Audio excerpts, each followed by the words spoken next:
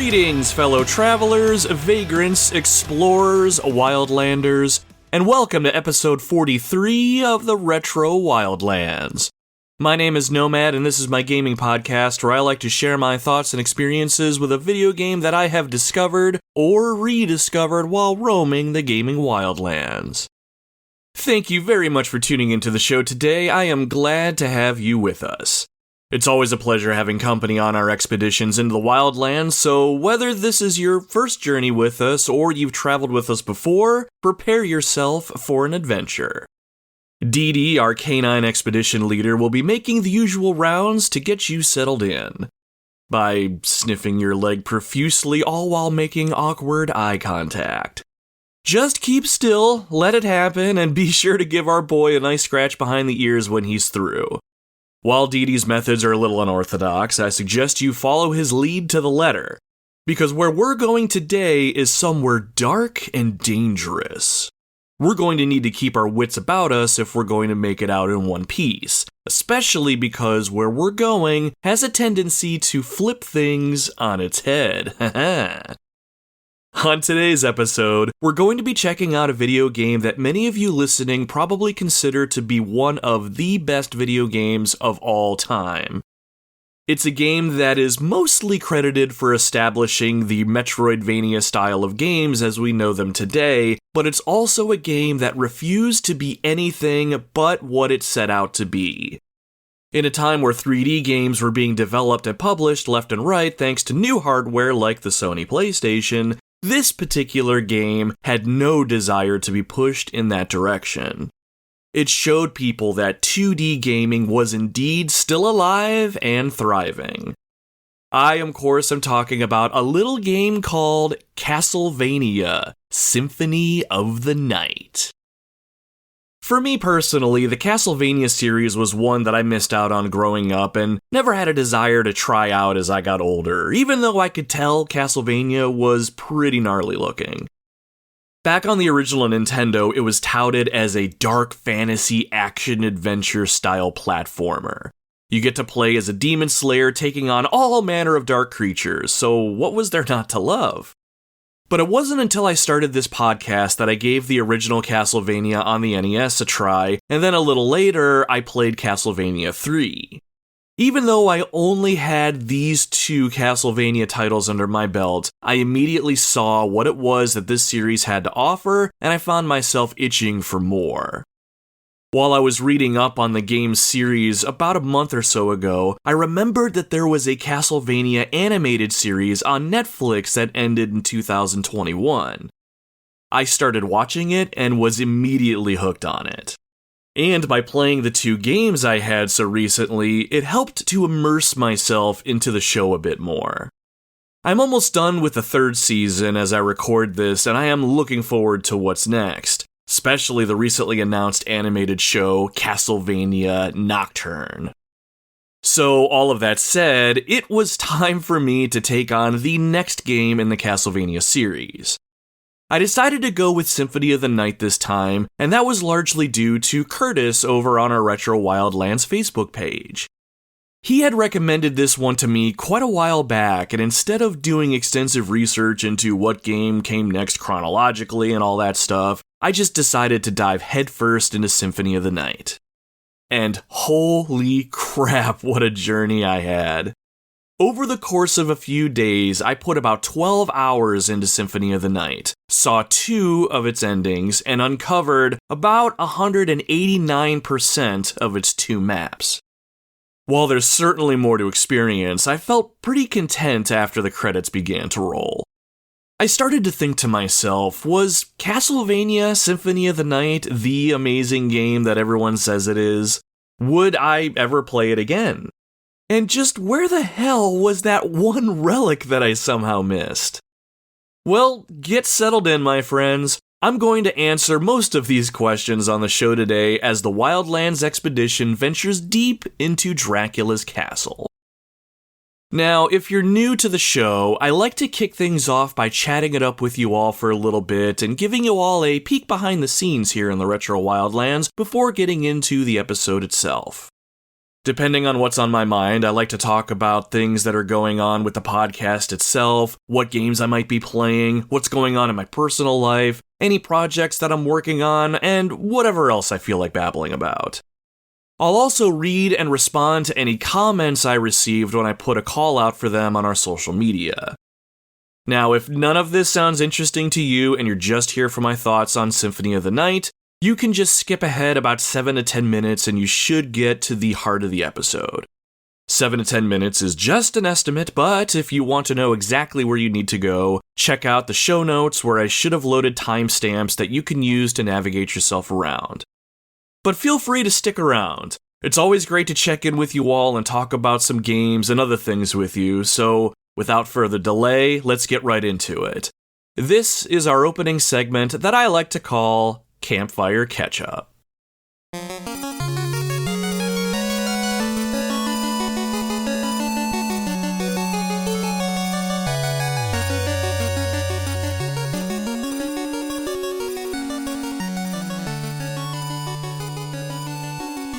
So things around the Retro Wildlands remain as busy as ever, though I feel like it's becoming harder and harder to really dig into some of the projects that I want to work on.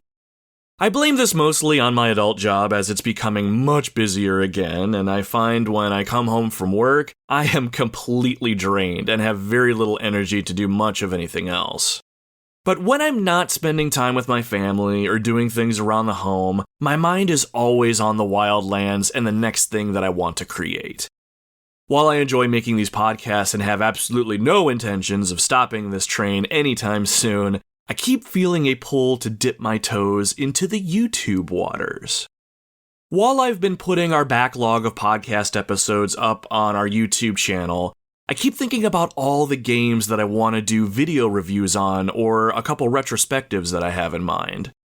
I have 3 video reviews up on the channel right now, my very first video review on Parasite Eve for the PlayStation, and then I have one on an indie gem that I just discovered called Thy Sword, and I just posted a video review on a newer Sega Genesis game called Arcagus Revolution. The video reviews aren't too bad to put together, and the script writing isn't nearly as demanding as a podcast episode since I'm trying to keep video reviews around the 12 to 15 minute mark. The Arcagus Revolution review is the first time I actually put myself on camera, and I think it turned out okay, so if you're interested, you should definitely check it out. The game itself was extremely fun to play, and I don't think many people really know about it. This game is from Mega Cat Studios, the game studio that helped make the brand new game WrestleQuest, if you've heard of that one. You'll also get a peek at my game collection behind me as well if you check out the video, so head on over to YouTube if you want to see what I've made so far. I'd be genuinely interested in your feedback. In other news, I've also been networking with other gaming podcasts over the last month or so, and I'm slated to appear as a guest on 2 shows coming up here soon. I'll be recording those either in the next few days, or I'll have already recorded them, depending on when this episode actually goes live and you're hearing my words. I continue to be humbled by those who have asked me onto their shows. It's humbling when I think that there are others out there that can find value in what I do, so when these shows ultimately drop and I can tell you about them, I hope you give them as much attention as you give the Retro Wildlands. These people that I've been working with are some genuinely awesome souls. So that said, keep an eye out on our social media platforms for those show announcements and much more. Just a really quick plug on social media, you can find us, the Retro Wildlands, on Facebook, Instagram, Twitter/X, Threads, and YouTube.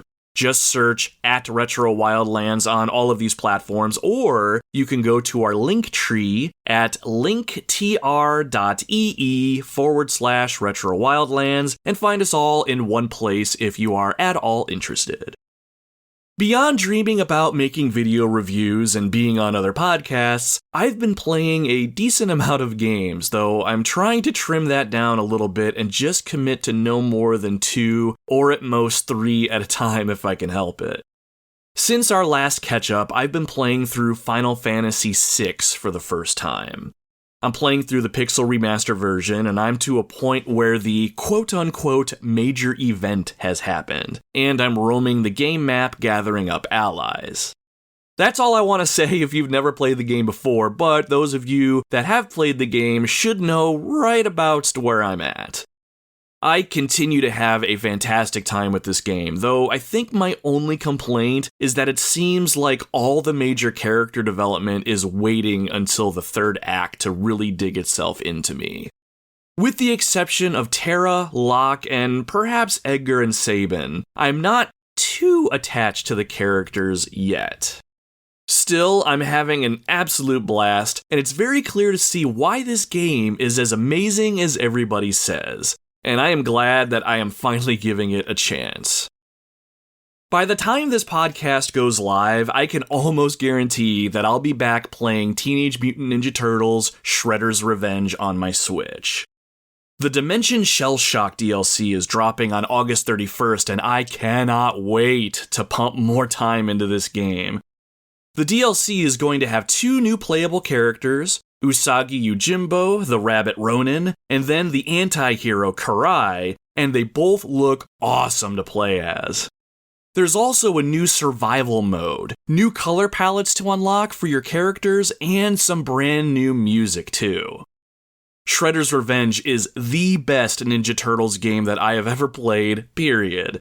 And while it's a newer game and not really considered retro by definition, it is heavily retro-inspired, taking cues from older Turtles games like Turtles in Time on the Super Nintendo, for instance.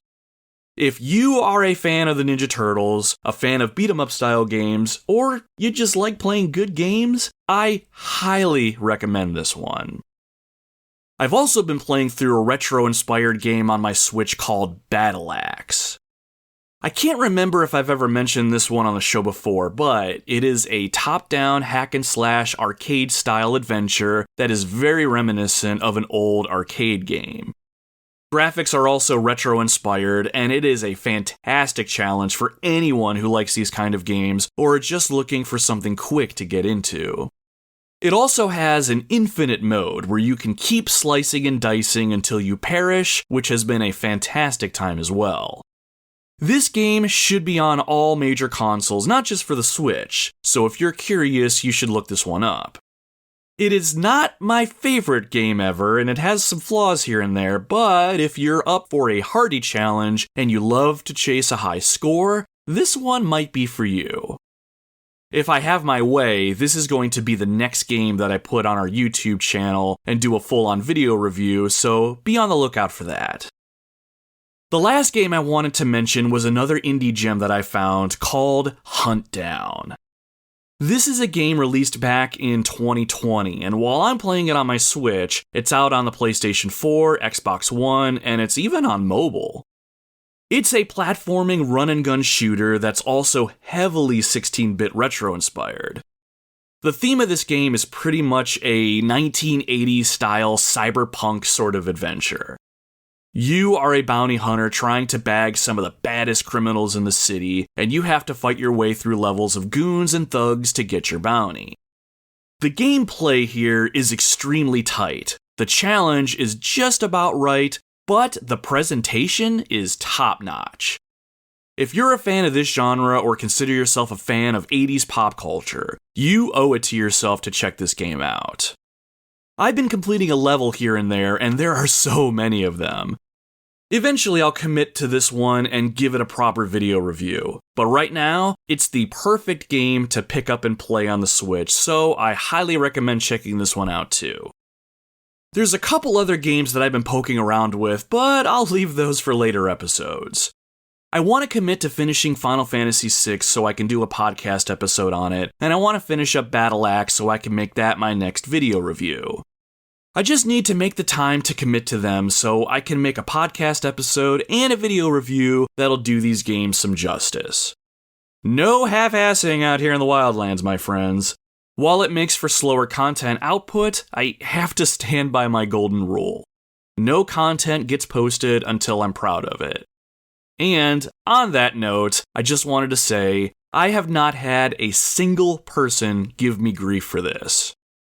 While I still want to eventually get to a point where I'm able to churn out content on a regular schedule again, everyone that has reached out to me personally has been nothing but supportive of my decision to post content when it makes sense to.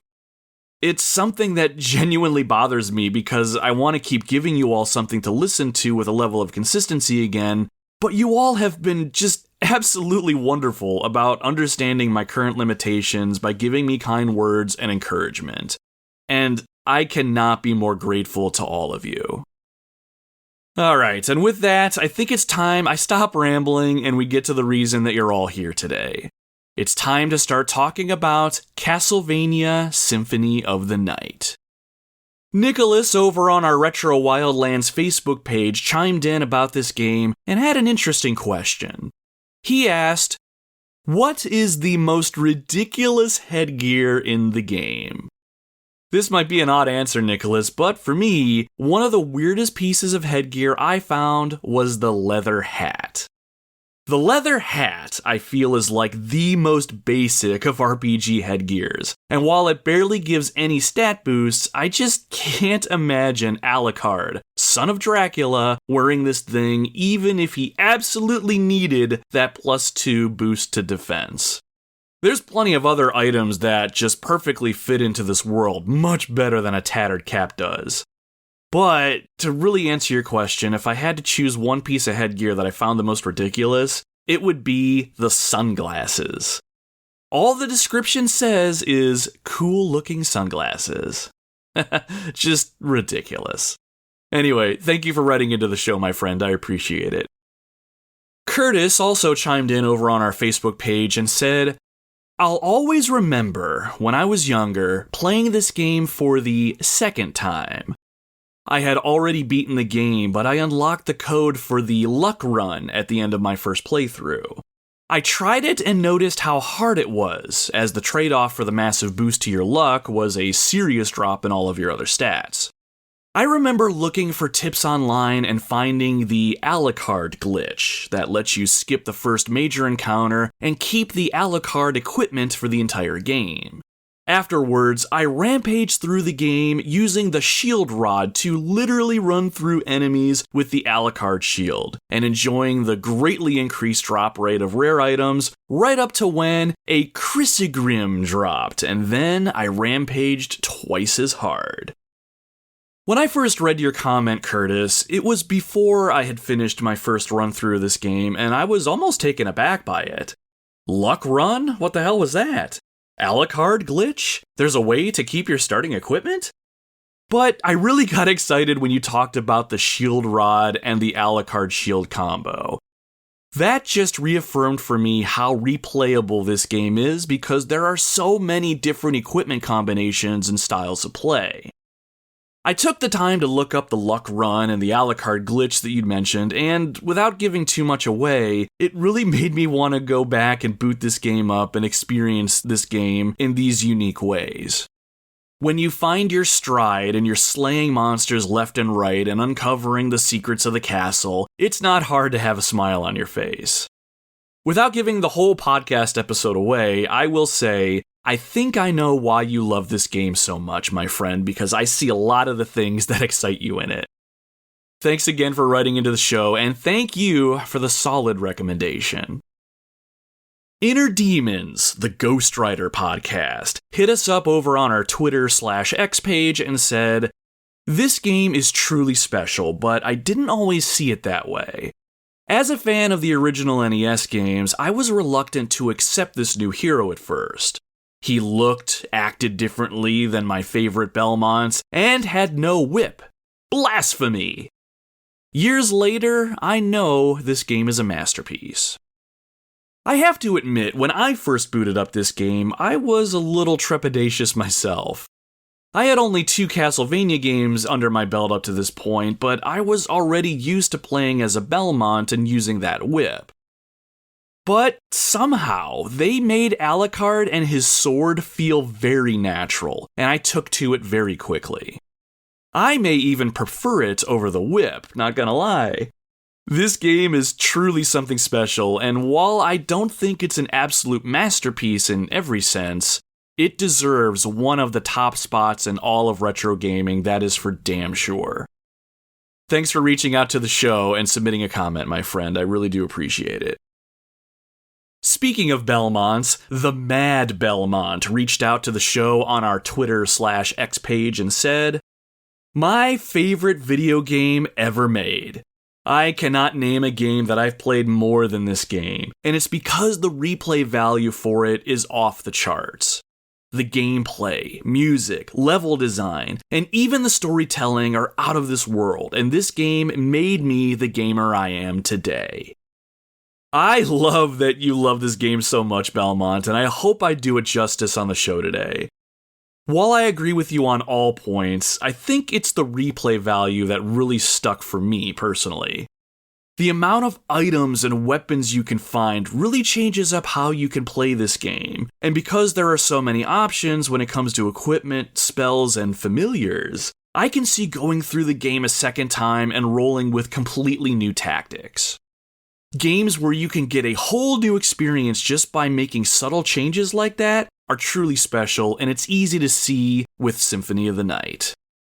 I appreciate you taking the time to share your story with us today, Belmont. Thank you very much. And our final listener comment comes from Mary Eileen Erda, who reached out and shared an awesome story about Symphony of the Night on our Instagram page. She said, "The whole game is a great memory. From being a little girl and watching your big brothers play, the utter heartache when I saw evil Richter in the Colosseum, getting older and having the courage to play the game myself, blowing my cousin's mind, she didn't know you could manipulate the now loading screen, it helped spark my love for mythology and art because the whole game is art. I have a husband who built me a Raspberry Pi so that I could play, and I have small nephews in awe that I beat it. I will ask them, 'What is a man?' and they can answer. It was always more than just a video game." I absolutely love this, Mary, and thank you very much for sharing. It's very clear this game is tied to some amazing memories for you. There's plenty of games that I played when I was little where I remember seeing those specific moments that shook me a little, or games I played with family that really stuck with me over the years. I love that this game transcended the generations and part of your family got to experience it like you describe. It's awesome that you yourself got to replay it after a period of time too. Stories like these are why I love this hobby so much, because while it is just a game, it has a way to connect us on so many levels. And more than anything, I love that your nephews know that a man is nothing more than a miserable pile of secrets. Originally released on March 20th, 1997 on the Sony PlayStation, Castlevania Symphony of the Night takes place canonically 4 years after Castlevania Rondo of Blood. Richter Belmont defeated Dracula and saw his castle destroyed. After the events of Rondo of Blood, Richter goes missing and Dracula's castle has reappeared yet again. Dracula's son, Alucard, had previously committed himself to an eternal slumber in hopes of ridding the world of his cursed bloodline. However, he was awoken and immediately sensed the evil that is enveloping his homeland. Knowing what must be done, Alucard sets off towards Dracula's castle as the time has come again for good to do battle with evil. There is no telling who will come out the victor, but that's where we come in, dear listener. Alucard, while resourceful and powerful, cannot win this battle alone. So let's gear up, Wildlanders. Grab your sword, don your vampiric cape, and prepare for battle. There's something not quite right in Dracula's castle, and it's going to be up to us to see through the illusion. Or we may find our journey coming to an abrupt end.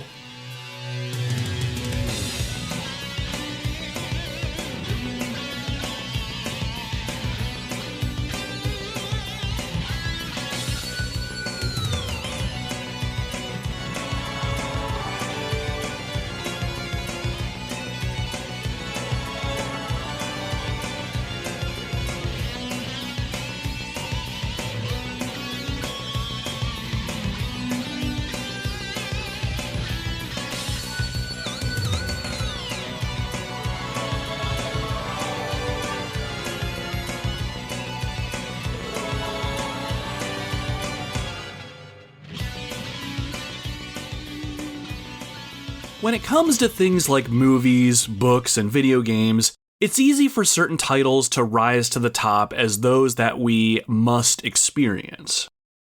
For movies, it tends to be films like The Shawshank Redemption, Pulp Fiction, and Fight Club. For books, it tends to be novels like 1984 by George Orwell, The Call of the Wild by Jack London, and The Art of War by Sun Tzu. For video games, the must-experience games that I'm told I need to play are games like Super Mario 64, The Legend of Zelda: A Link to the Past, and Castlevania Symphony of the Night. So when it comes to these quote-unquote must-experience pieces of media, what is it about them that makes them something that we have to experience? Is it a life lesson that's so perfectly relayed that we can't possibly have a fulfilling existence without hearing it? Is it a touching story that restores your faith in humanity and reminds you why we should be kind to others? Or maybe it's just an experience that makes you feel amazing when you're done with it, and that's all there is to it. Obviously, it could be a number of things, and those things can matter to varying degrees depending on the person and how it was the thing was introduced to the person and potentially when. It's certainly fun to think about. But when it comes to video games, I've been playing games since I was little and over the course of 30 plus years. It's impossible to go through it all and not hear about some must-play experiences. Symphony of the Night is a game that I've been told I need to play since the early 2000s. It garnered such high praise as being revolutionary, one of a kind for the time, and just an amazing experience overall. But when I asked why, I was met with varying reasons, and most of them were pretty vague. The graphics are the best on the PlayStation. The gameplay experience and exploration was masterful. The music does a great job of getting you into the experience. The story is top-notch. It has RPG elements. And while all of that sounds wonderful, no one person could ever make a case for why I had to drop everything I was doing in order to experience this game. And while that's not a knock on my pals or anyone who's recommended this to me before, I think that sort of speaks to this game as a whole. I think the love people have for Symphony of the Night is almost the love that you have for a spouse. When you ask them why they love that person, sometimes the answer is, I can't put it into words, this person just completes me. And after playing through this game, I think I understand why it's so high on people's lists of favorites. I can especially see why someone would fall in love with this title over 25 years ago. Not to spoil the entirety of the episode, but to kind of summarize it for me now, if someone asked me if I liked this game, I would certainly tell them yes. I had a great time with this game, despite some flaws that I experienced. But if I had to nail down exactly why I would tell someone they absolutely had to play this game, I don't think I could. At least not completely. There are certain aspects of this game that I think are absolutely wonderful, but then there's certain things about this game where I feel kinda meh about. There is something special here though, and today I want to do my best and try to spell out what I think this is and why I think you should go back to this game if it's been a while, or pick it up for the very first time if you've never experienced it. Now, in order for me to even begin with trying to articulate how I feel about this game, we're going to have to peel back some of the layers and figure out exactly what it is that we're working with. So, what is this game? Castlevania Symphony of the Night is a single-player action platformer that is also described as a Metroidvania. This game is widely considered to be the grandfather of Metroidvanias. For those not familiar with the term, a Metroidvania-style game is one where the game is usually home to a wide-open, non-linear area that the player can explore. However, certain places within the game world are blocked off. Only until you find the right piece of equipment or gain the right ability can you continue to progress into new territories. If it's not evident, the term is a combination of the games Metroid and Castlevania.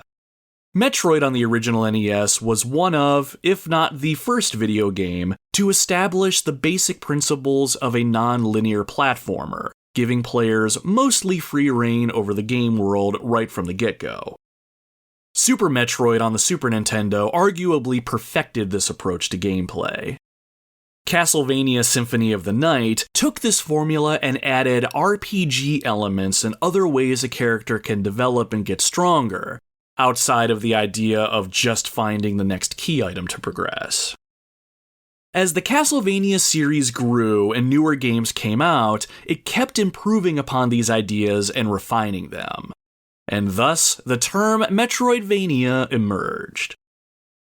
Metroidvania-style games are still very popular today, and games in the genre are being released all the time, especially from indie game developers.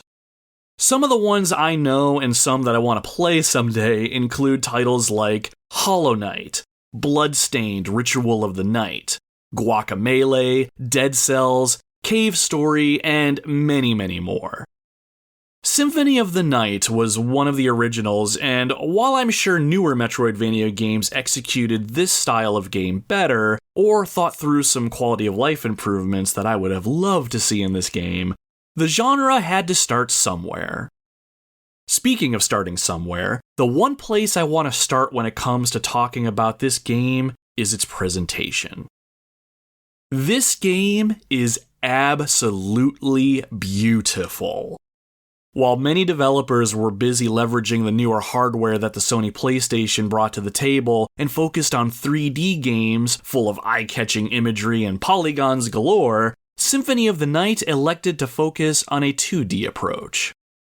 While there are some 3D elements like the opening cutscene that plays where we get to see a full 3D rendering of Dracula's castle, the rest of the game is in glorious 2D. While character and enemy sprites are amazing in their own right, I have to call out the environment. In this game, you're going to be spending all of your time in Dracula's castle, and every bit of care went into creating this place. The architecture of the castle really looks lived in and has a Renaissance sort of feel to it when you look at the different structures. You aren't just trudging through stone corridors and empty halls. Every area of the castle has its own unique look and even some graphical effects that enhance the area even further. Take, for example, the Royal Chapel. In the foreground, you have the floor that you stand on, entrance and exits on either side of you, and a couple nondescript staircases on either side of the screen. But your eyes will immediately look at the background. There are beautiful stained glass windows and light that can sometimes shine through. Using some 3D techniques that I'm sure I don't understand, the background will shift in proportion to where your character is at the moment. It's almost a 3D form of Mode 7, where the background shifts at a different speed than the foreground. 3D imagery like this is used all over the castle to give the rooms that you're in some actual depth without appearing in actual 3D. It's really hard for me to describe without you actually looking at it, but take my word for it. It is Keanu Reeves' style of breathtaking. Going back to the characters and enemies, everything in this game looks amazing. Symphony of the Night even found a way to make the dreaded Medusa heads actually look good. Even my most hated enemy in the entire Castlevania franchise looks awesome here. You know which ones I'm talking about. The Humper Monkeys. These are those little hunchback-looking things that like to jump everywhere. And yes, I am aware that they are actually called Fleamen, and that name arguably makes more sense, but I started calling them Humper Monkeys when I covered the original Castlevania back on episode 5 of this podcast, and I am not about to abandon that moniker. Anyway though, the enemies in this game all look great. Not only does Symphony of the Night have over 100 different enemy types, they all look unique, behave differently, and even have unique death animations. They don't all just go poof and erupt in a blast of holy fire. They all expire in their own ways, which really give them all some pretty decent character. Skeletons will burst apart. Sword-wielding lords will see their massive sword cut in half as it expires, and the blue frozen shades that fly around will cry out a blood-curdling scream as they vaporize before you. There's even an armored knight that uses a trained owl to attack you. If you dispatch the owl before you dispatch the knight will run over to his fallen friend, take a knee, and mourn its loss. While this opens up the hulking knight for some free attacks, this simple act really gave this enemy some depth, and I really enjoyed these little touches anytime that I saw them. Characters in this game are all animated incredibly well. Alucard himself looks stunning, especially when moving, jumping, or attacking. His long silver hair and his long cape flutter behind him, and his movement is so smooth, it's like buttering toast when the butter is the right temperature and it just glides right on the bread. Oh yeah. When Alucard moves, he leaves behind an ethereal trail of sorts, and it really solidifies his presence and character.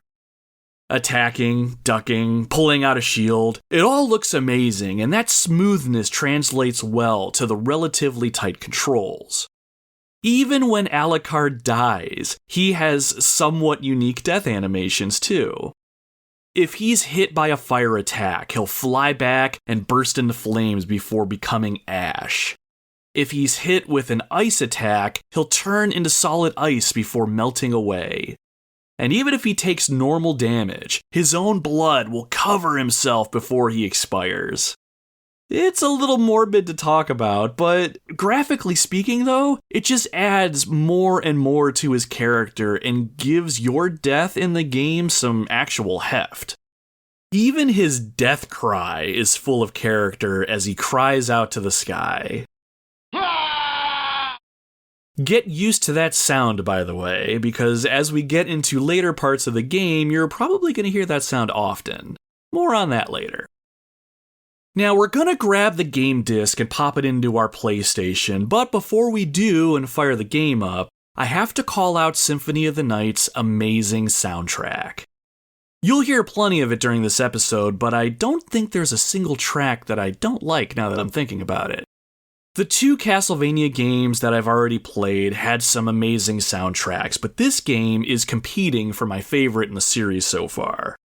The soundtrack in Symphony of the Night has several different ranges, ranging from dark and brooding, to orchestral, to upbeat, and there's even a little jazz in there because why the hell not? I was talking to my buddy Bob about this game at work, and I was talking to him about the music. Because at first, I was kind of put off by the soundtrack. These particular tones that I just mentioned, the dark and brooding and then the orchestral and even that little bit of jazz, would change from area to area, and those changes were kind of abrupt. One minute I'd be listening to a very appropriate orchestral tune as I was working my way through the castle, and then suddenly I'd be in a new area listening to a tune that I can only describe as perfectly 80s.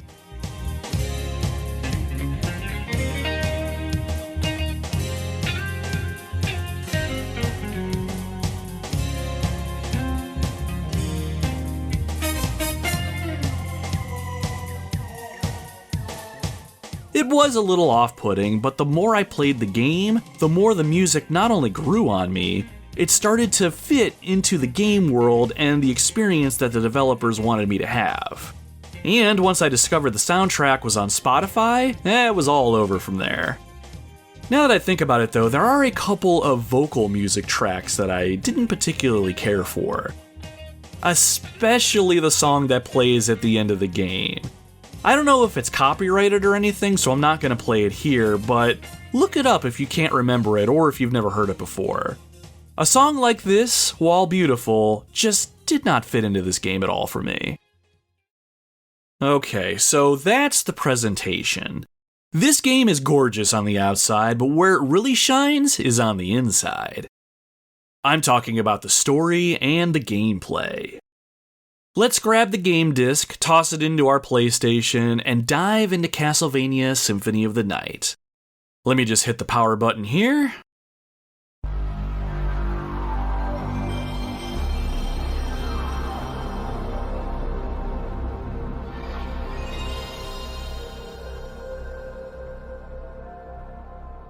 Does that make you warm and fuzzy on the inside like it does for me?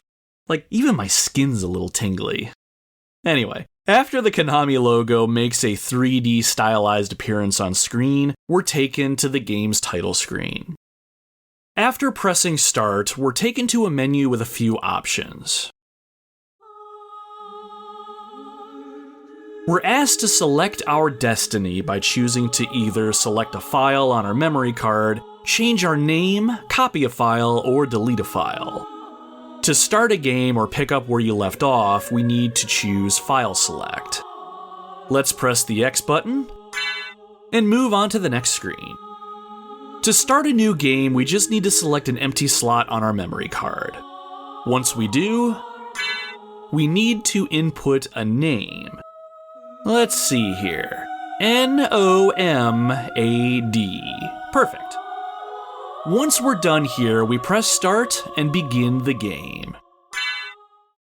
On screen, we see the words, Journey back to 1792 and the Transylvanian countryside of Romania.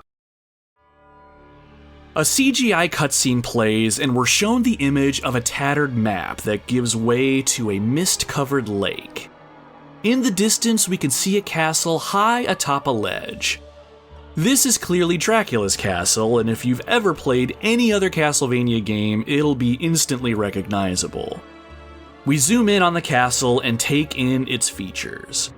Lightning flashes across the sky, and as the thunder rumbles overhead, several bats fly across the screen. The camera zooms in one final time and eventually settles on a small part of the castle high in the sky. It's connected by a staircase that veterans of the series will also recognize. This area here is Dracula's Keep, and this place is exactly where our journey is going to begin. Next on screen, we see the words, Final Stage, Bloodlines. And by the time we finish reading them, the game itself fades on screen. Standing to our right is a warrior clad in a blue tunic. He's holding a whip and is waiting for us to pick up the controller and take action. This is Richter Belmont, a descendant of Simon Belmont, the protagonist from the first Castlevania game. The Belmont clan is a clan of monster hunters that are fated to battle Dracula anywhere he may appear, and Richter is one of the best. Using your directional pad on your controller, we can move Richter to the left and have him ascend the long staircase up to Dracula's throne room. The darkness of the night is thick and patches of black clouds fly by in the background. Once we get to the top of the stairs, we see a single tall candelabra.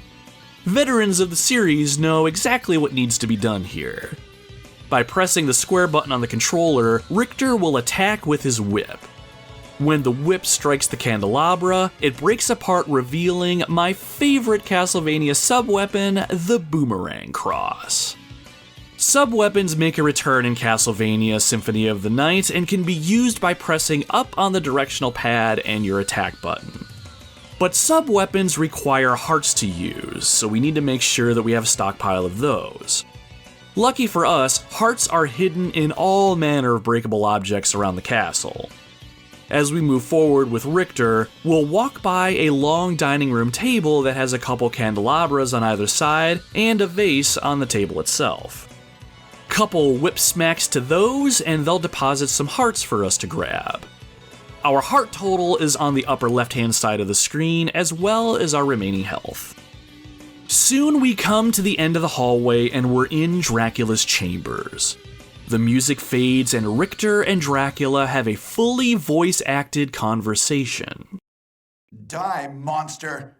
You don't belong in this world! It was not by my hand that I'm once again given flesh. I was called here by humans who wish to pay me tribute. Before we move on, I have to call out the voice acting here really quick. It's not really great voice acting, but I can't help but love how campy and cheesy it sounds. Speaking of campy and cheesy, does Richter's voice actor sound familiar to some of you OG Resident Evil fans? Tribute? You steal men's souls and make them your slaves. Richter is voiced by Scott McCulloch, who was the same voice actor for Chris Redfield in both the original Resident Evil and in the full motion video shots of that game. I thought that was really cool when I put two and two together and recognized the voice work. I also learned that Scott McCulloch passed away in a traffic accident in Japan back in September of 2000. I hope you're resting in peace, my friend, and I'm glad that your legacy will live on in Symphony of the Night. Anyhow, back to Richter and Dracula. As Richter starts to berate Dracula, he delivers the most iconic voice line in probably this entire console generation. Your words are as empty as your soul. Mankind ill needs a savior such as you. What is a man? A miserable little pile of secrets. But enough talk. Have at you! Dracula raises his hand to the sky and teleports away. Control is given back to the player just as Dracula teleports on screen right in front of us. The game has just started and we are already taking on Dracula. I remember being really excited in this moment.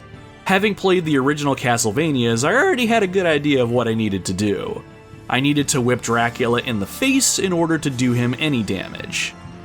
Dracula is double the height of Richter, so in order to hit him, we have to jump up with the X button and then crack our whip at just the right time.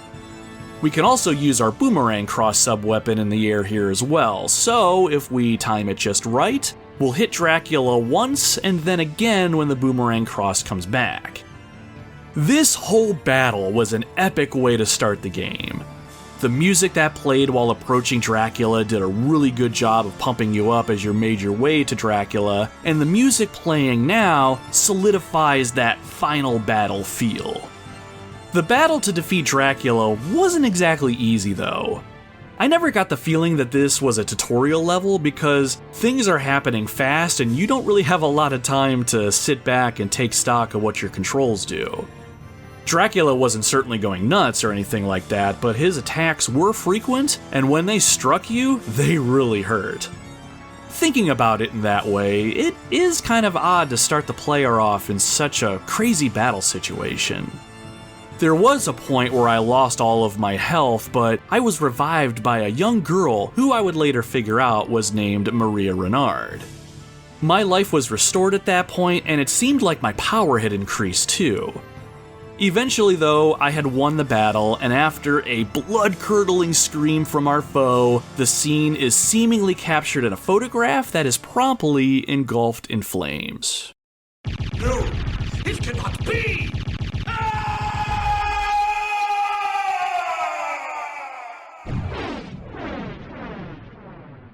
From here, we're shown a slow crawl of text that serves to set the story up for our adventure.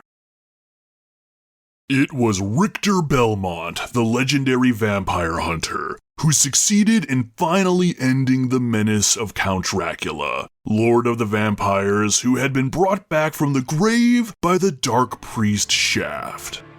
However, one night 4 years later, under the glare of a full moon, Richter mysteriously vanished. With no idea of where to begin her search, Maria Renard set out to look for him.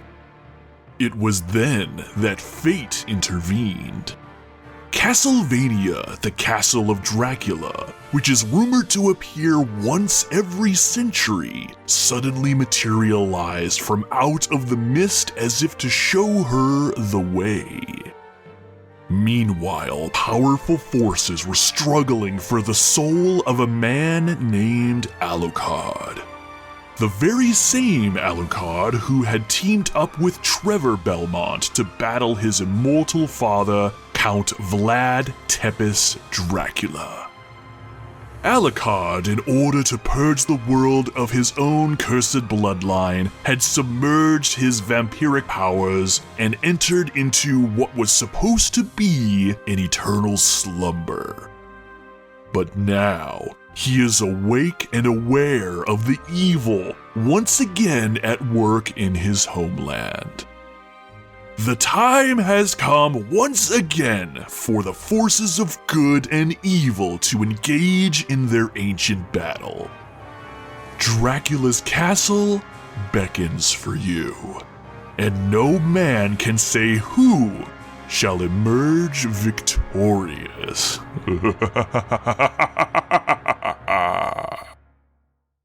I really enjoy that. Anyway, while watching the Netflix show has certainly allowed me to get a lot more out of the story, that is, the Castlevania lore, I still love that the early games in this series kept it to a somewhat simplistic narrative. You, good guy, go defeat bad guy. And scene. But beyond that, though, Symphony of the Night does do a bit more storytelling as you make your way through Dracula's castle. While the story really isn't super involved, I won't get into the details in case you haven't played this game before and you want to discover it all for yourself.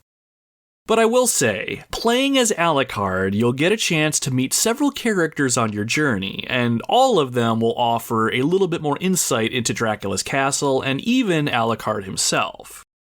Early on, you'll run into Maria Renard, who I mentioned in my evil monologue. She's looking for Richter since he's gone missing, and naturally comes to Dracula's castle thinking that he's here. Eventually you do run into Richter, but it is pretty clear that not all is as it seems. There are some minor characters and demons you'll come across as well, and when you do, the interactions are all done beautifully. Every spoken line is voice acted, and you'll get to enjoy every bit of the campy dialogue as it erupts from your speakers. Oh, and I think this is probably a good time to mention that Symphony of the Night has multiple endings. No details, but while the good and the best endings occur if you complete the game and nail a certain percentage of the game explored, there is one bad ending that can happen pretty early on. It's actually an ending so bad that if you come across it, you might think it's the actual ending and miss out on over half of the actual game. I know, it's crazy to even say that. And we'll touch on this idea later, but I just wanted to throw that out there. For now at least, if you've played the game before, I'm sure you know exactly what it is I'm talking about. Alright, let's shift back to the game. After the text monologue that serves as the story setup, we're taken to a dark forest.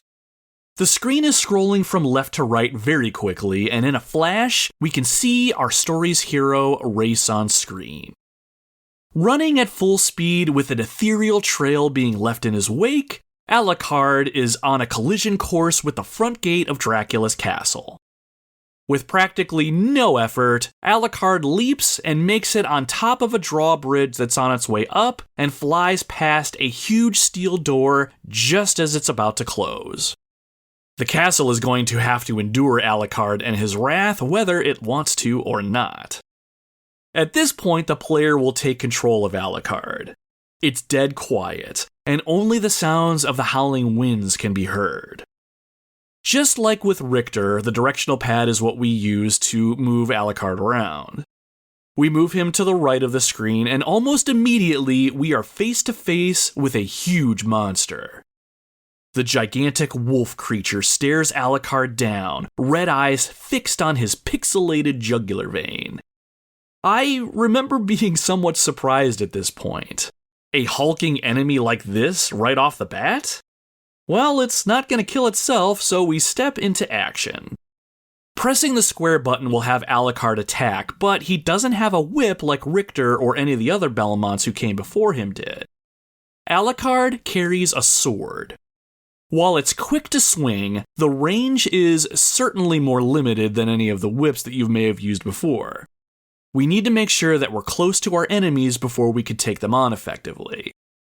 In this case, though, all it takes is one swing of our sword, and the giant wolf lets out a huge cry and expires in a pillar of flames. That was a little easier than I expected. Before moving on to the next area, though, I think we should take a moment and get our bearings. Pressing the start button on our controller brings up the character status screen. Symphony of the Night is a game that has role-playing elements, so we can see on screen some of Alucard's stats. To the left, we can see 4 core statistics and a number next to them: strength, constitution, intelligence, and luck. The higher the number, the higher the stat. Strength impacts your attack power, constitution impacts your defense and how much damage you can take, intelligence level impacts your magic power, and luck affects your chances to land critical hits on your enemies, and I believe rare item drop rates when you defeat enemies. Near the top of the screen, we can see Alucard's hit points, magic points, and how many hearts he has. Quickly, for the uninitiated, hearts in Castlevania act as sort of ammunition for sub-weapons. As long as we have a healthy supply of hearts, and this game will certainly make sure that you do, we can use whatever sub-weapon we have. On screen to the right, we can see our attack and defensive stats. Bottom left, we have how much experience we've acquired and how much we need to get to the next level. And then finally, we can see how much gold we have on hand. Now, if you're anything like me, opening up this menu for the very first time probably put a little smile on your face. I love role-playing games, and by extension, I love RPG stats. I love doing actions in-game to gain experience points, which then translates into leveling up and my character getting stronger. The fact that this system exists in Symphony of the Night immediately got me excited. I knew I was going to be exploring a vast castle with many dangers lurking within, but now I had a reason to fight them all, aside from just advancing to the next area. I had an incentive to learn their attack patterns and find the most effective way to dispatch them. When there's an experience system in play, rarely do I find my efforts wasted as I'm constantly growing. But does Symphony of the Night have anything else to offer in this area? Oh yes. You'll notice you have a small menu in the middle of the screen as well. From here, we can look at Alucard's equipment, see any magic spells he's learned, and any relics collected, and also look up any familiars that are with us. Thinking back to Castlevania 3, I thought the inclusion of partner characters took the series to a whole new level. We're barely 5 minutes into Symphony of the Night, and it's clear this game is going deep. We have no reason to look at most of the menu options right now since we're just starting off, but let's take a look at our equipment. So this is why we were able to slay that giant wolf with such ease. We're outfitted with some pretty awesome equipment right from the start. We have the Alucard sword equipped in our right hand and the Alucard shield in our left hand. The square and circle buttons on our controller use left and right-handed items respectively.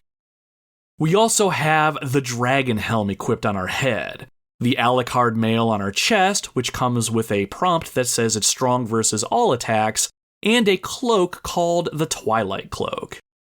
We even have a couple slots for accessories that give their own stat boosts as well. As we play through Symphony of the Night, enemies may drop new and sometimes even more powerful equipment, or we may find new items hidden throughout the castle itself. Leveling up Alucard in combat will raise his stats, but the equipment he has equipped will be just as important as well, especially since some equipment comes with other benefits. The equipment that we have on right now is pretty damn powerful, so we should be pretty set for a while. It would be an absolute shame if something were to happen to it. Ignoring that terrible bit of foreshadowing, let's exit the menu and get back to the game. Moving Alucard forward, we enter the castle interior. The long hallway is dark, but the tall windows lining the walls give it a little light and a view outside. We encounter some more wolf creatures, but those are easily dispatched. As we progress further, light fills the room, and without warning, corpses of the undead rise from the ground and shamble towards us. As we steel ourselves for battle, background music starts to play, and it immediately helps put us in the right frame of mind. As the walking corpses draw closer, we see more and more of them appearing from off-screen.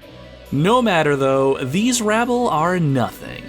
It's our job to see them to their eternal slumber, and by pressing the attack button, we do just that. One by one, we begin to cut through our foes. One at a time, the creatures erupt into a plume of flames and vanish. This would almost be too easy if it wasn't so much fun.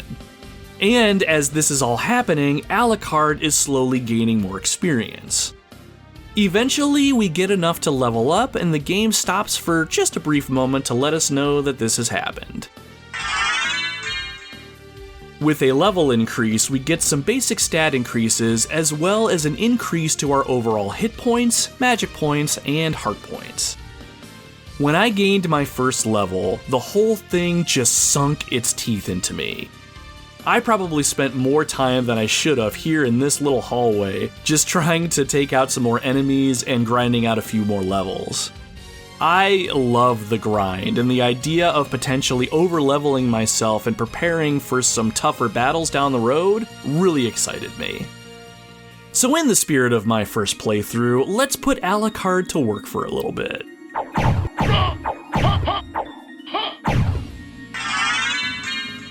Alright, that's enough for now.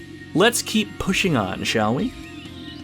As we make our way through the ground floor of Dracula's castle and past an underground waterway full of monstrous mermen, we make our way to the end of another long hallway that has a small set of stairs at the end.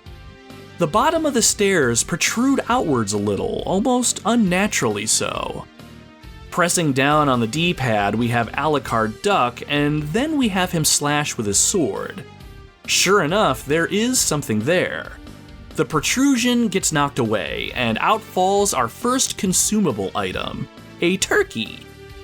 Just like in classic Castlevania games, food items that replenish health can be found cemented into the walls of the castle. I assume this is done in a way to preserve them through the years, but regardless of the preservation technique, we now have a full-on turkey, with plate included, in our inventory. What's that, you might be asking? We can't just eat it on the spot? We have an inventory? You heard that correctly. In Symphony of the Night, we have a full-on inventory, and collecting the turkey actually places it in our inventory. To use it, or any other food item we might come across, we actually have to equip it in one of our hands, and then, in real time, use the item, which will toss it onto the ground, and then we can walk over it, and then reap the rewards of increased health. Wow, that seems like a lot of work to heal yourself. You are not wrong, dear listener. Other than potions, which I think Alucard will drink straight away if I remember correctly, food items need to be tossed on the dirty, grimy castle floor to be able to eat and then regain your health. This is my first actual gripe with this game. And I understand it's an older game and they were just getting their feet wet with this sort of gameplay style, but I would often just let myself die out of stubbornness than stop what I was doing, open my menu, and follow all these steps that I needed to in order to heal. But I'm getting ahead of myself here. We grab the turkey, shove it neatly into our pocket, and then we ascend the stairs. We make our way to an exterior part of the castle and find ourselves face to face with Death. Complete with his dark robes and long scythe, he looks at Alucard and begins to speak. Ah, Alucard, what is your business here? I've come to put an end to this. Still befriending mortals? I'll not ask you to return to our side, but I demand you cease your attack. I will not. You shall regret those words. We will meet again. Death raises his hand towards Alucard, and with a flick of his bony wrist, we see all the equipment Alucard was wearing appear on screen. Alucard voices his clear confusion and shock. What? In a flash, our equipment is cast away. Death laughs and then flies away as well. At this point, we regain control of Alucard and immediately enter our menu. Our worst fears are realized. Alucard has absolutely no equipment. Attacking now has Alucard punch the air instead of swinging a sword. The taste of power that we just enjoyed is gone, and now it's going to be up to us to find new equipment and try to regain our powers. In all honesty, though, I really like that the game did this to the player. we are given a taste of what a powered-up Alucard can do, even if it was a brief, limited taste. Many games in this genre typically start you out with no equipment or powers, and it's up to you to regain them as you progress through the game and slowly build yourself back up.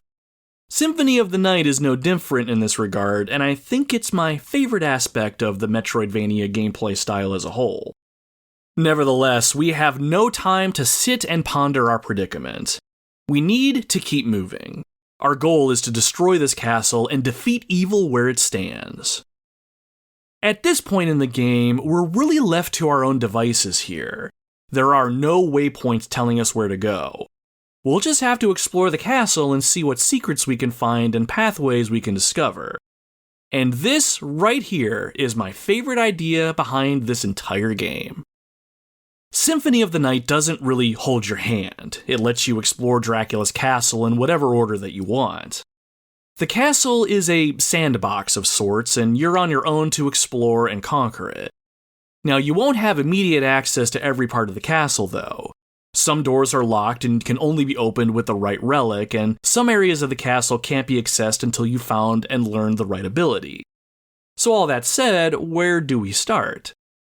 Well, it would be extremely helpful if we had a map that we could use and reference as we go.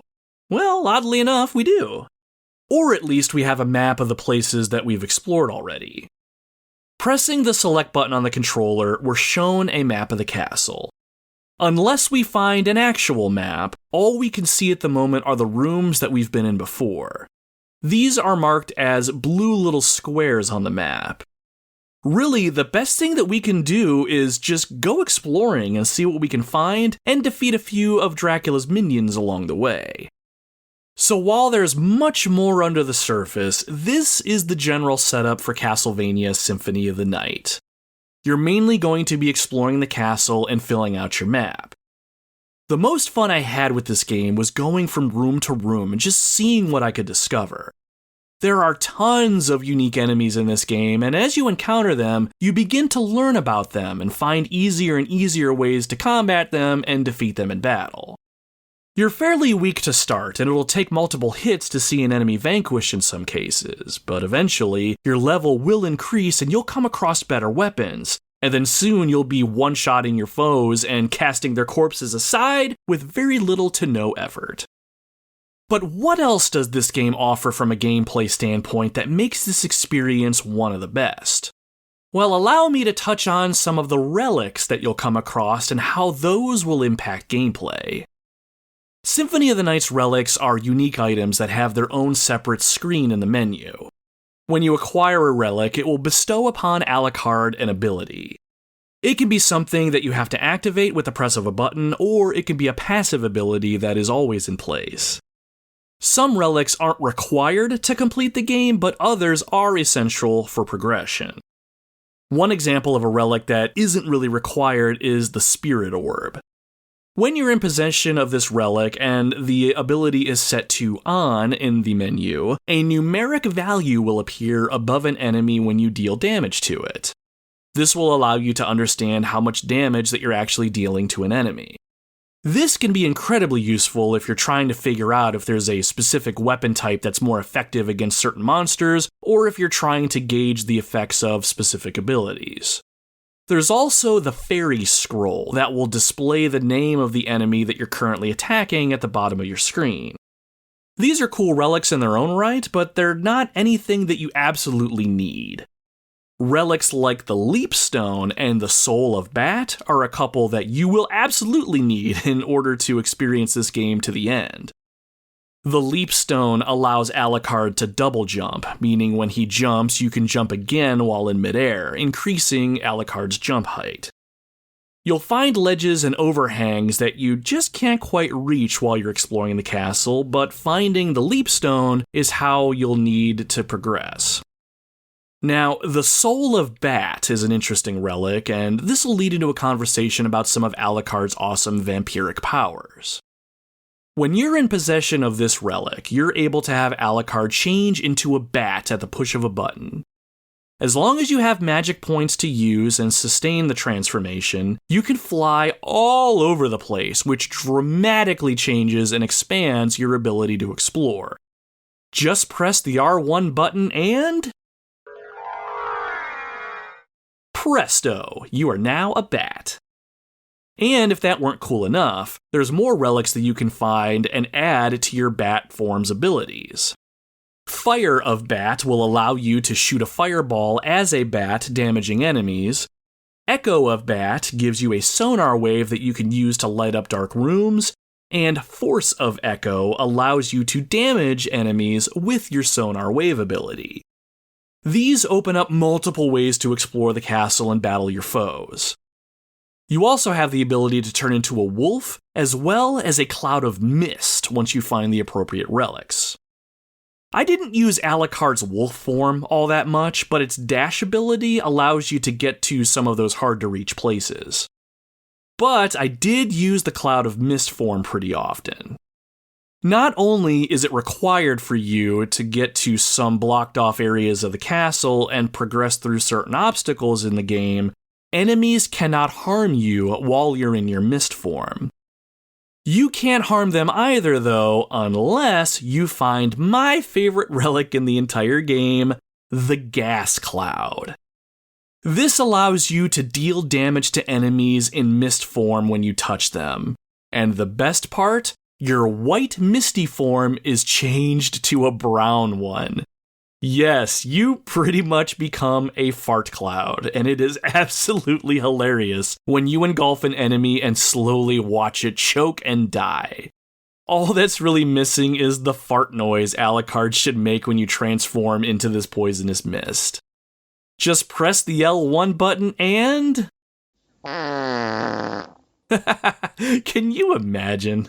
I'm sorry. I promise that it'll be the only fart joke that you'll ever hear from me. Well, maybe. At least it's the last one for this episode. Alright, enough of that childish banter. Let's get back on track. So exploring, fighting monsters, and gaining experience and finding relics aren't the only things you'll need to know about when traversing Dracula's castle. Sub-weapons make a return in Symphony of the Night, and there's a few more than the usual standard ones. I'm going to touch on just a few of them before we move on. Returning sub-weapons are the dagger, the axe, stopwatch, and holy water. The dagger was actually fun to use this time around, I will say. While it's still pretty weak, you could toss out several in quick succession, and I thought that was much more useful than in previous games. The axe was decent, but I didn't find myself using it all that much. When you use it, it flies upwards in an arc, which makes it great for airborne enemies.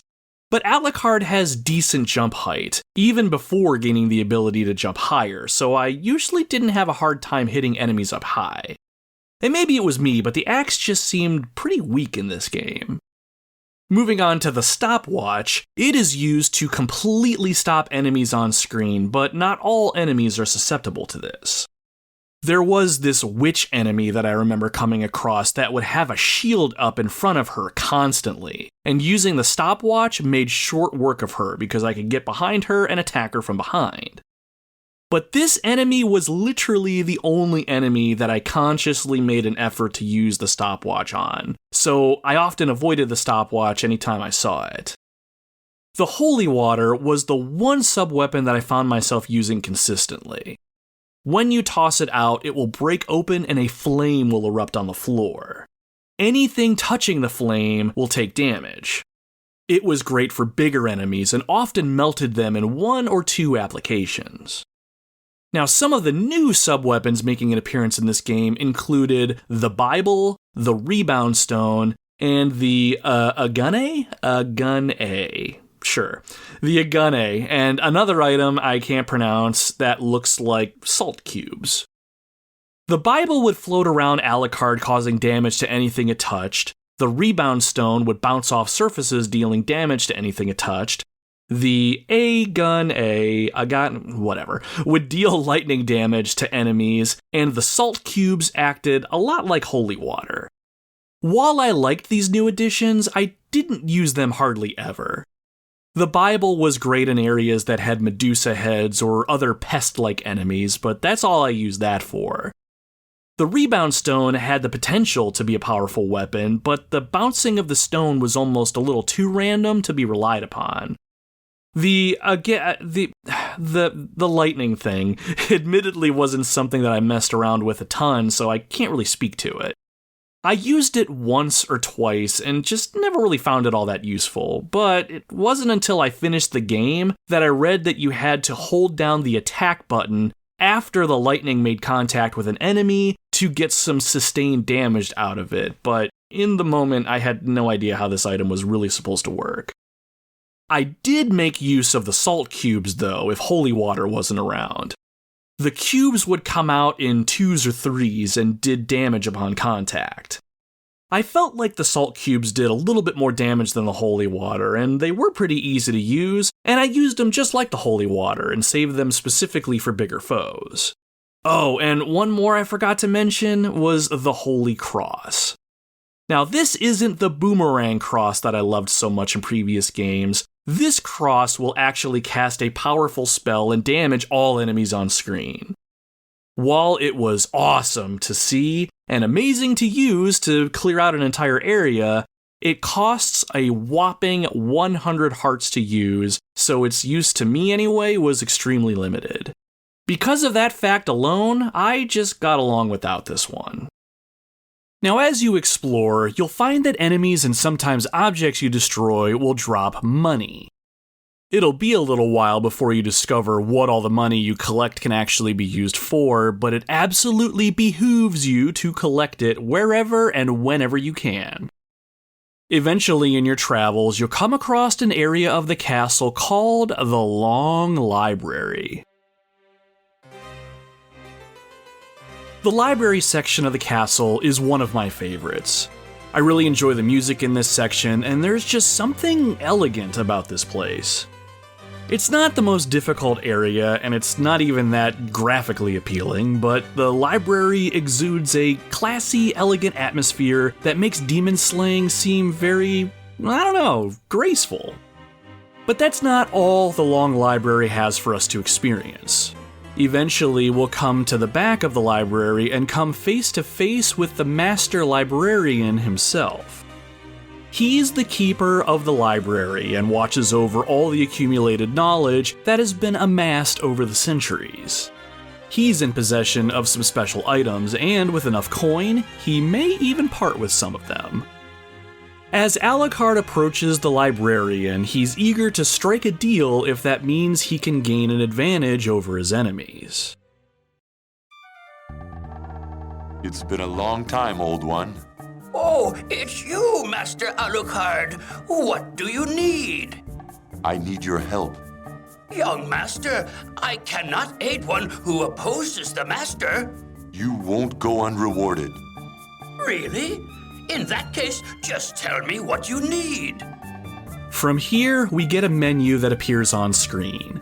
We can buy items, sell items, view battle tactics that we can apply against some of the bosses in the castle, and view a list of enemies that we've encountered and defeated up to this point.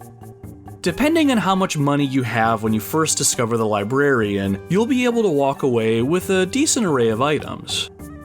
The librarian has consumables that can help you resist certain types of enemy damage, cure ailments, and even heal yourself.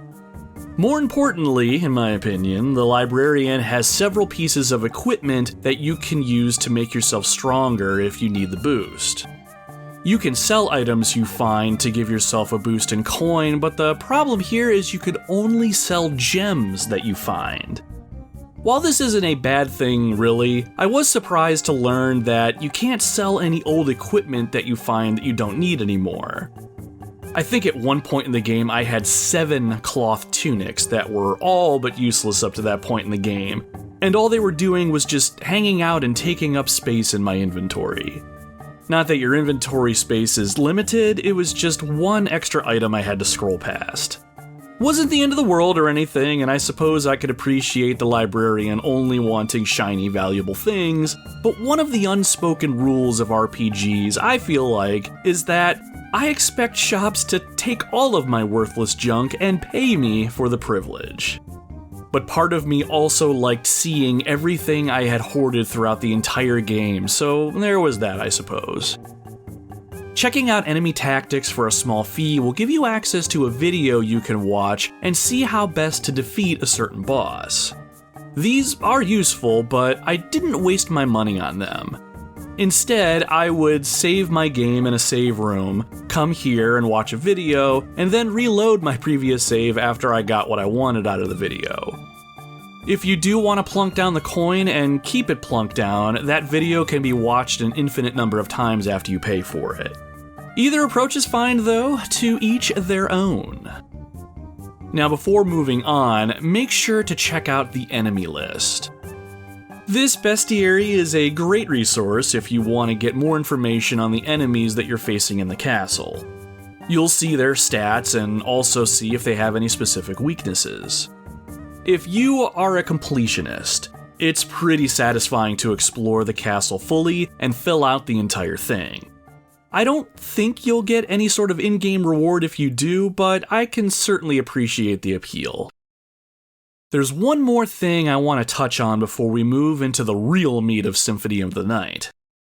Aside from transforming into various animals provided you have the relic to do so, Alucard also has the ability to cast magic spells.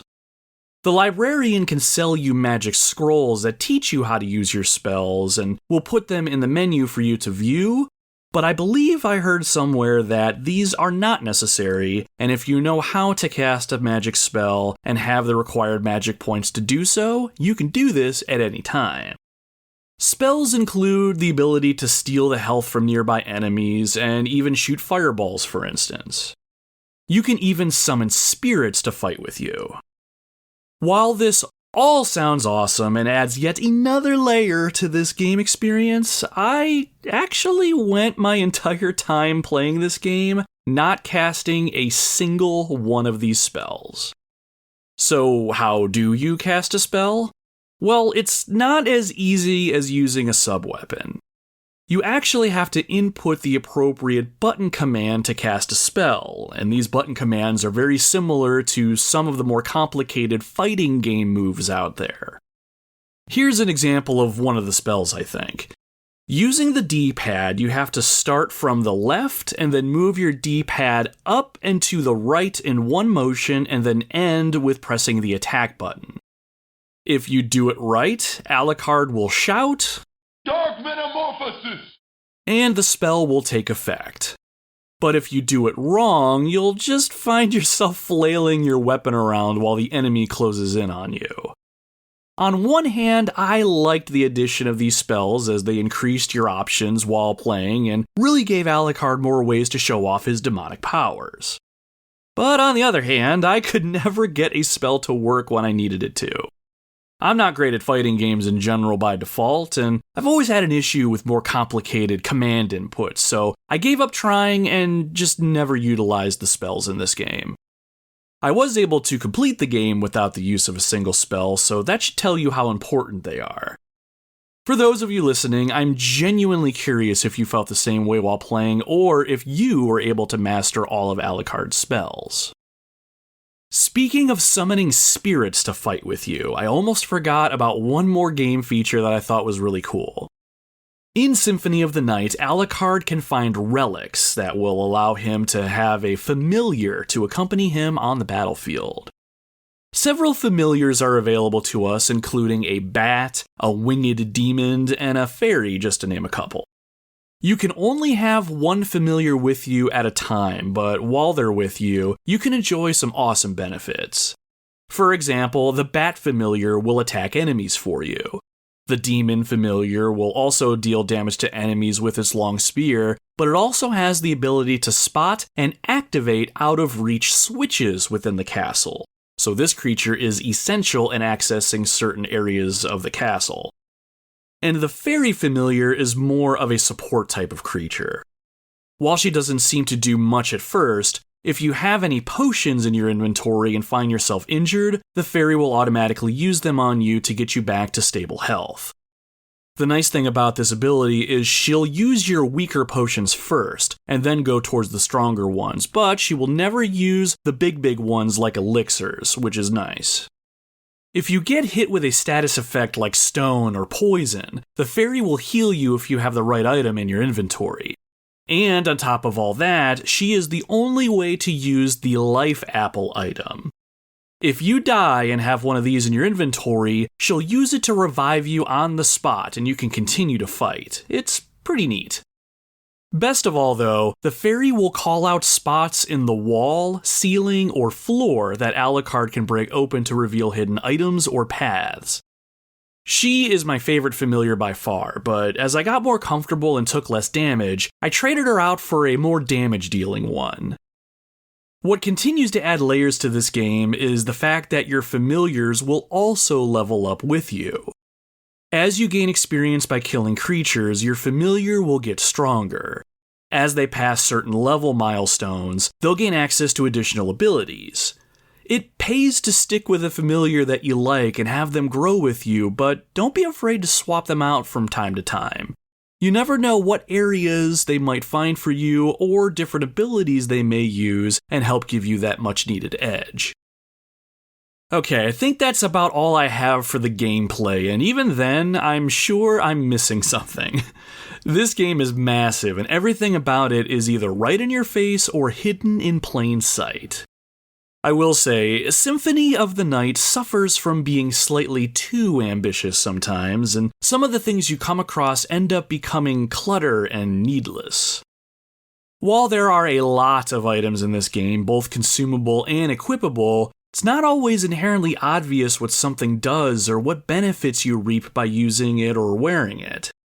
Depending on the type of person you are, or even depending on what your mood is at that time, this can be a great thing or a terrible thing.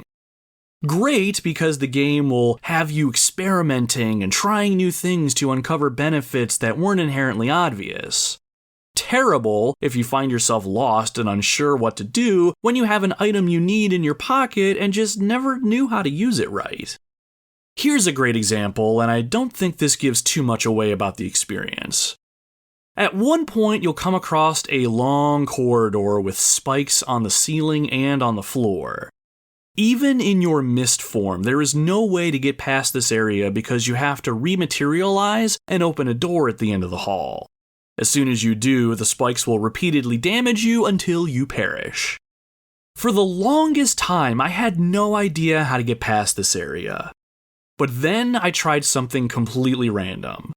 I had in my possession an armor called the Spike Breaker.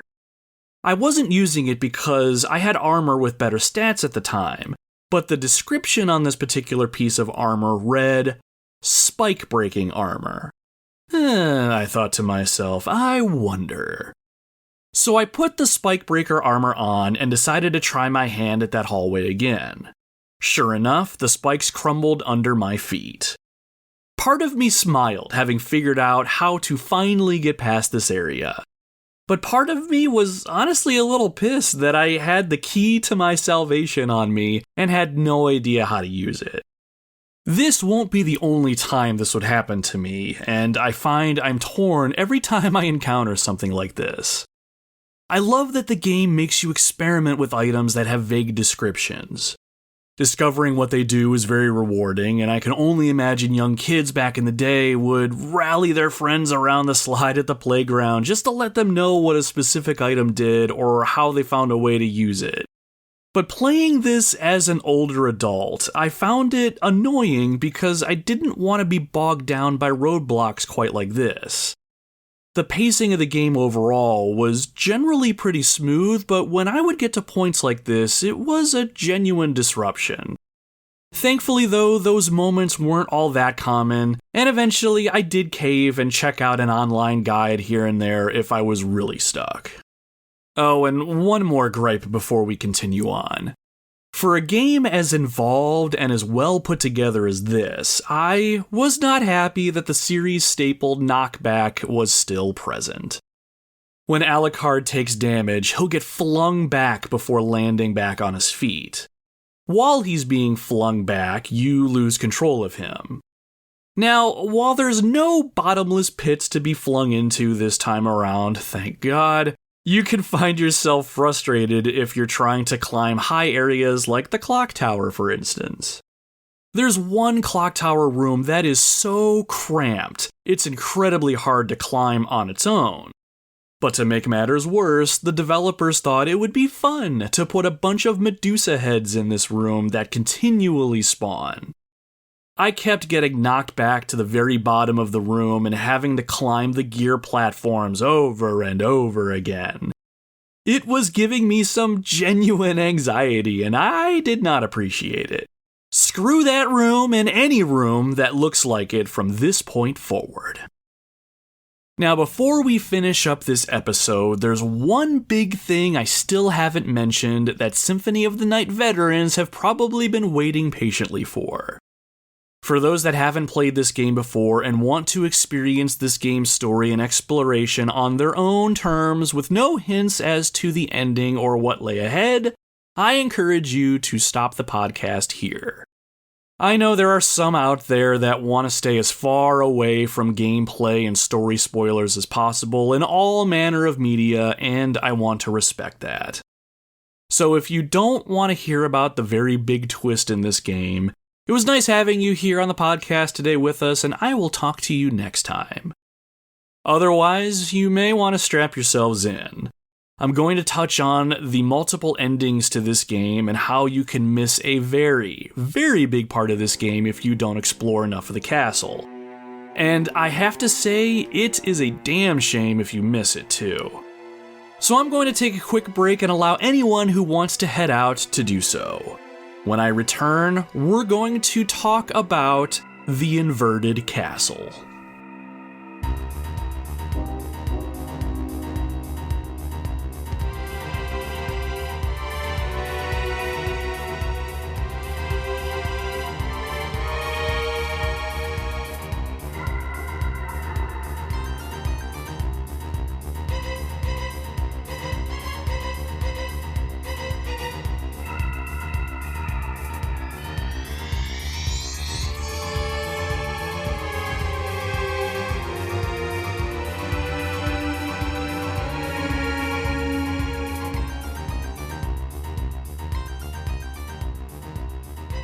Okay, let's talk about the big twist, the hidden part of this game. Well, really it isn't all that hidden, I don't think, but I can see how someone playing this game for the first time could miss it, especially if they stumble upon an area too soon and don't have the item they need to see through the dark illusion of the castle. So as you explore the castle, it's possible to discover Dracula's throne room. You'll more than likely know you're close to this area based on the background of the area that you're in, and if you were paying attention during the opening of the game where you were controlling Richter and fighting Dracula. If you make your way back to the throne room, you'll find someone waiting for you, and it won't be Dracula. Richter Belmont will be there, and he's named himself the Lord of the Castle. It makes no sense why a Belmont would decide to be the Lord of Dracula's castle, and the reasoning Richter gives you makes even less sense. It doesn't matter, though, what you think, as a fight ensues. Richter here is no slouch, and you can easily be wiped out if you aren't careful. However, if you time your attacks just right and make use of your agility, you can best Richter and take him down. Now, if you kill Richter, the game will end right there and give you the quote-unquote bad ending. Alucard will wonder what it was that drove Richter to walk a path of war and destruction, and then he vows to never return to his homeland. At this point, the credits roll, and that's it. There is absolutely no indication that there is more to this game. You'll probably have around a 100% map completion percentage as well, so really you have absolutely no reason to suspect otherwise. But there is a huge secret hiding in plain sight that you can miss if you don't explore enough of the castle or figure out how to use two items that you find. As you explore Dracula's castle and defeat some of the awesome boss monsters, they'll drop items and equipment for you. you'll eventually find 2 rings, the silver ring and the gold ring. Both of them have partial inscriptions on them, which you can read in your inventory, but when you read them side by side, they will say, "Where in Clock Tower?"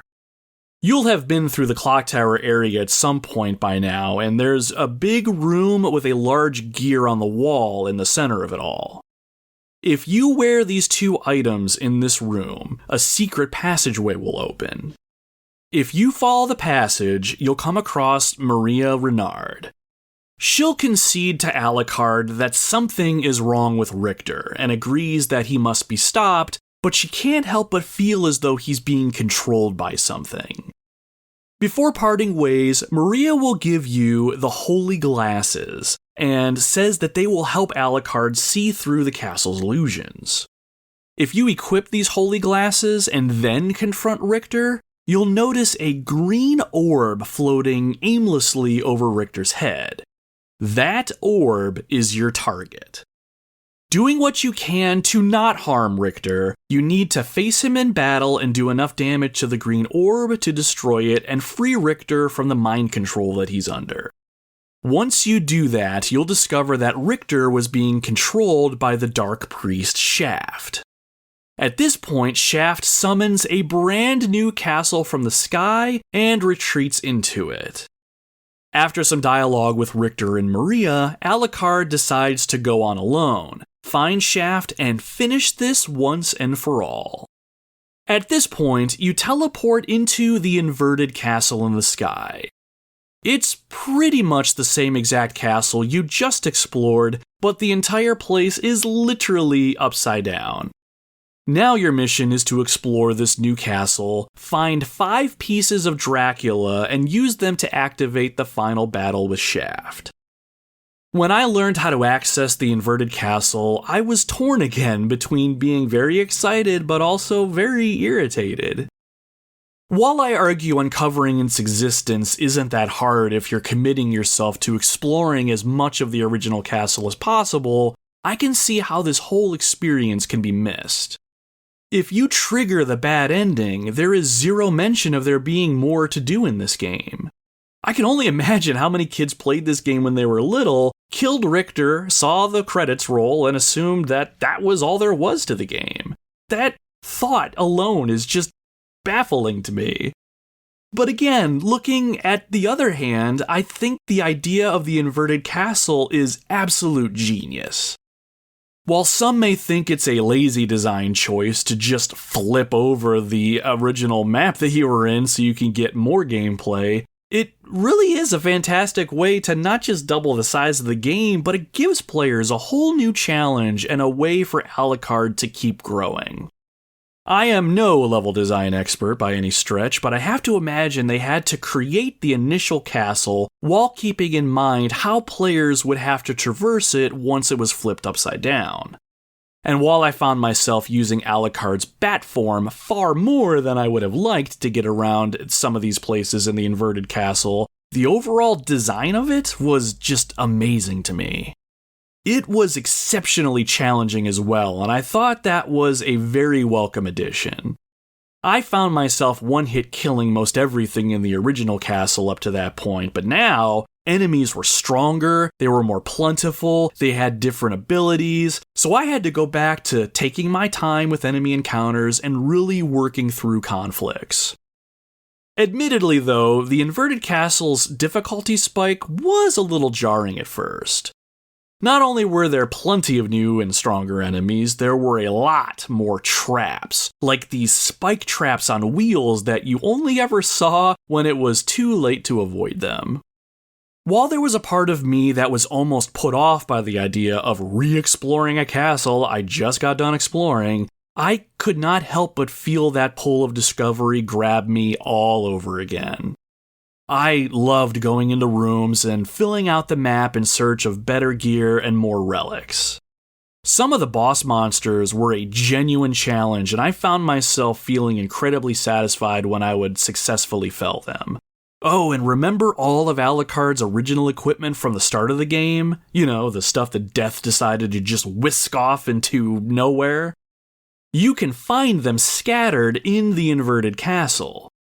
I really felt like I was getting myself back to full strength by the time my playthrough was over, and that feeling of completion really brought Castlevania Symphony of the Night full circle for me. Once you find and defeat Shaft, and then square off and defeat the newly resurrected Dracula, you'll get the game's good ending. If you explored a combined 196% of the two castles or higher, you'll get the game's best ending. Even after experiencing this, I had a drive to just dive right back into this game and give it another run. I knew this podcast episode was going to be a long one, so I left out some of the finer details, but there's more replay value here than meets the eye. Swords aren't the only weapons that Alucard can wield, for instance. There are daggers that have a much quicker attack, two-handed weapons that will swing slow but deal massive damage, and even these two-handed nunchucks that I found that I never really messed with. Since you have two hands to use, you can create some interesting offensive and defensive strategies. Do you use a sword in one hand and a shield in the other? Or maybe you do like I did and keep a high-powered, slower sword in one hand and a quick but weaker dagger in the other. And that doesn't include the equipment I know I didn't find that can be dropped from enemies. I did happen across a sword called, I think it's pronounced, the Chrysogrim. This beast of a sword could be used while Alucard was moving. One swing of it would hit an enemy up to 4 times, and there was practically no cooldown between swings. Once I got this puppy, the game was almost too easy. Once I finished the game, I went online and tried to get an idea of some of the things that I'd missed. I discovered that there were plenty of weapons that I'd never even found, and some of the ones I did have had effects I didn't even know about, like inflicting poison on enemies or having a special attack command. I could go on and on about all the little things this game has to offer, but I think it's time to wrap this one up. Castlevania Symphony of the Night was a game that surpassed all of my expectations, and I encourage you to give it a chance if you can. While I still can't decide if I love or hate the idea that half this game is technically hidden behind a puzzle you don't really know exists, it's the best kind of reward for those that really put time and effort into this game. While there were times I felt lost and not sure where I needed to go next, the map feature helped keep me on track for the most part. And even when it didn't, running around the castle, looking for the next step, wasn't completely bad, thanks to the idea that killing creatures would gain me more experience and potentially more cash to spend with the librarian. Even if I lost some progress due to an untimely death, I never felt like I was wasting my time, and everything I did had some sort of value. If I had the time to commit, I would absolutely jump back into this game and see what secrets I missed and try to fill out the entire bestiary just to say that I did. And I may still do that down the road, who knows. More than anything, though, I continue to be in awe of the Castlevania franchise as a whole, and I cannot wait to see what comes next. If they did this well back in 1997, I cannot imagine how other games in the series turned out. So, without any doubt, Castlevania will be a series that I will continue to explore. Just like exploring Dracula's castle, I cannot wait to uncover the next hidden secret.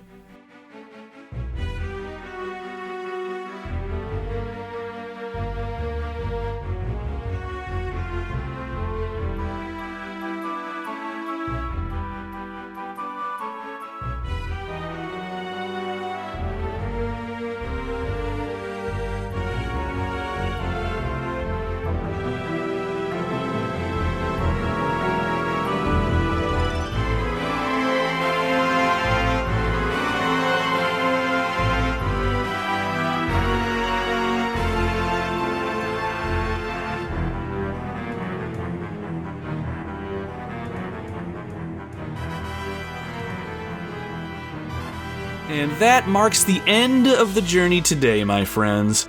This has been episode 43 of the Retro Wildlands. Castlevania Symphony of the Night for the original Sony PlayStation. Thank you very much for spending time with me today while I talked about a fantastic new-to-me game. Thinking back on the episode, there's definitely a decent amount of things that I didn't really get a chance to touch on, but there is just so much to this game. I absolutely encourage you to give this game a chance and discover some of those missed details for yourself. One of the things video games do so well is invoke a natural sense of discovery and wonder, and Symphony of the Night practically nails this. I would love to play through it again, but there's more Castlevania games out there that are calling my name. Without a doubt, I will be covering another game in this series on the show, but the question is going to have to be, which one? If you have a suggestion as to where I should go next, let me know by messaging me over on our social media pages. If I have the means to play the game, I will certainly consider it. If you like the show today and want to show it or myself some support, please consider subscribing to the Retro Wildlands on your podcasting platform. As I play more involved games, it obviously takes me longer to put an episode together about it, so the best thing that you can do is subscribe to the show so that you're notified the instant I put something new out. Now, if you really like the show and really appreciate what I'm trying to do here, and you have a few minutes to spare, I'd really appreciate it if you gave the show a good review if your pod platform allows you to do so. I put a lot of effort into playing these games, writing a good script, and editing the show into what it is, and if you really like it, I'd love for you to let me know. But you're under no obligation to do so. The fact that you've listened to the show this far is much more than I could ask for. I'm always thankful that you give me some of your time, and I really appreciate it. So, what's coming up next? After a game this involved, I think I need a palate cleanser. I don't mean that as a bad thing, I just need to partake in a shorter game that I can sit down with and quickly turn that around into an episode of the show. One game I know I'm going to be going back to soon, though, is Super Mario RPG. With the remake/remaster coming out in November of 2023, we're just a few months away from getting to experience it. I want to go back to the original and talk about it before I see how the new one stacks up, so look for that one coming soon. Beyond that, I'm just trying my best to commit time to the show as well as some projects over on our YouTube channel. Thank you all again for your continued patience with me as I slowly churn out content. Life for me is moving at a breakneck pace, and sometimes I feel like I'm just struggling to stay above water, but it's all worth it when I can put something out that I'm proud of, and I can put something out that you all enjoy. Your continued support means the world to me. So with that said, I hope I get to see you again soon for when we take our expedition back into the gaming wildlands. There's so much more to see, and many more stories to be told. Until then, my friends, my name is Nomad, and you can find me roaming the Retro Wildlands.